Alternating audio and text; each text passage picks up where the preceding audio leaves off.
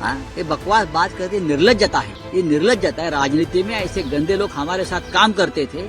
हाँ, 20 लोगों के साथ हमने काम किया, गंदे लोग ये सब। एकनाथ शिंदे क्या, नीलम गोरे क्या, आप जिस थाली में खा रहे थे, हाँ, सोने की चम्मच से और सोने की थाली में, आप वहाँ गंदगी करके चले जाते हो।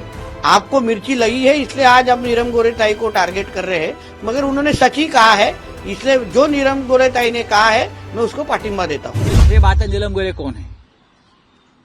नीलम गोरे आज जो है वो शिवसेना के बदौलत है। 4 बार उनको एमएलसी किया, वो उद्धव ठाकरे जी ने किया, बाला साहब ठाकरे जी ने नहीं किया।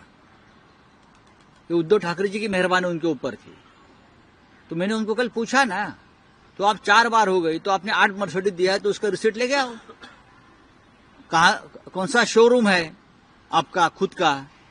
हाँ, ये बकवास बात करके निर्लज्जता है। ये निर्लज्जता है। राजनीति में ऐसे गंदे लोग हमारे साथ काम करते थे। हाँ, 20 लोगों के साथ हमने काम किया, गंदे लोग हैं ये सब। एकनाथ शिंदे क्या, नीलम गोरे क्या, आप जिस थाली में खा रहे थे, हाँ, सोने की चम्मच से और सोने की थाली में, आप वहाँ गंदगी करके चले जाते हो। राउत साहब, लेकिन इस घटना के लिए आप शरद पवार जी को भी जिम्मेदार मैं मानते सबको हैं? जिम्मेदार मानता हूँ। जो उस वहाँ नहीं, स्पेसिफिक हम कह रहे हैं शरद पवार जी देखो, को जिम्मेदार। स्पेसिफिक की बात क्योंकि क्या है कि शरद पवार जी के हाथों से इस सम्मेलन के लिए बहुत सारी उपलब्धियां कुछ नहीं हो गया है भाई। प्रधानमंत्री देखो, आए, वो स्वागत अध्यक्ष शिंदे जी थे। को पुरस्कार देखो, मिला। प्रधानमंत्री तो आते हैं ऐसे कार्यक्रम में भाषण करने के लिए। भाषण माफिया ये सब जो मंच पर बैठे थे साहित्य सम्मेलन के, वो सब भाषण माफिया है, सभी भाषण माफिया है। उनको तो एक दिन के लिए रुतबा दिखाने के लिए आना ही है। आपने क्या किया है? ये नीलम गोरे का क्या योगदान है? मराठी भाषा, मराठी साहित्य, मराठी कविता, मराठी लिटरेचर, क्या योगदान क्या है? फॉरेन से फंड आता है, उनकी संस्था को उनका हिसाब दीजिए, ईडी को बोलिए हिसाब ले लो।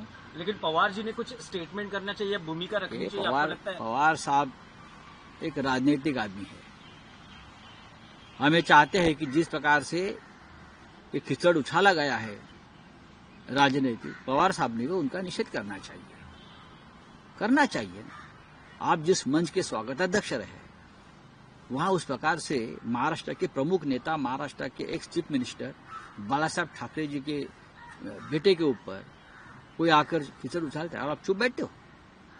ये जो कोई साहित्य महामंडल है, करप्ट संस्था है, ये पैसा देकर ऐसे कार्यक्रम करते हैं। चलो, थैंक यू। एकनाथ शिंदे को और एक झटका दिया फडणवीस ने, एमएसपी बंद कर, और दूसरी ओर आज थाना में गणेश नायक के जनता दरबार चालू। तो मैं क्या करूं? आप जाइए दरबार में, जनता के लिए दरबार है।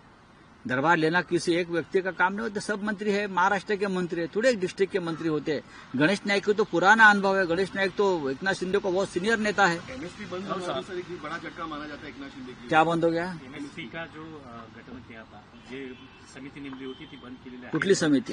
एमएसपी समिती, एमएसपी जे दर ह्याचे अन्नधान्याचे दर, मिनिमम सपोर्ट प्राइस, सपोर्ट। हाँ, न्यूनतम मूल्य अगर बंद किया है राज्य के मुख्यमंत्री ने, तो उनके मन में कोई और अच्छी बात होगी। पहले वाला जो गठन समिति का था, संजय राजाराम राउत जी का महिलाओं के बारे में कितनी गंदी सोच है, वो हमको उनका जो कॉल उन्होंने डॉक्टर सपना पाटकर को किया था, जो वायरल हुआ था, वहां से ही समझ में आता है कि संजय राउत जी के डिक्शनरी में महिलाओं को कुछ भी सम्मान नहीं है। मगर जो नीलम गोरेताई ने जो कहा है वो सत्य है, क्योंकि हम 39 इयर्स हमारे पिताजी राणे जी और हम लोग सब लोग शिवसेना में रह चुके हैं। उद्धव ठाकरे और फैमिली अपने खुद का कोई भी खर्च या जो कोई एक्सपेंस है वो कभी खुद उठाते नहीं है। राइट फ्रॉम उनके घर का एसी हो, से उनके कपड़े हो, से उनके ट्रैवल एक्सपेंसेस हो और उनकी गाड़ियां हो। मैं उद्धव ठाकरे और फैमिली को ओपन चैलेंज करता हूं कि वो जिस गाड़ी में मर्सिडीज में बैठते हैं, वो जिस रेंज रोवर में घूमते हैं, वो रेंज रोवर किसके नाम पे है, उन्होंने उनका प्रूफ दे देना चाहिए, ताकि समझ में आ जाए कि नीलम गोरेताई जो सच बोल रहे हैं कि झूठ बोल रहे हैं। आपको मिर्ची लगी है इसलिए आज आप नीलम गोरेताई को टारगेट कर रहे हैं, मगर उन्होंने सच ही कहा है, इसलिए जो नीलम गोरेताई ने कहा है मैं उसको पाठिंबा देता हूं। Thank you.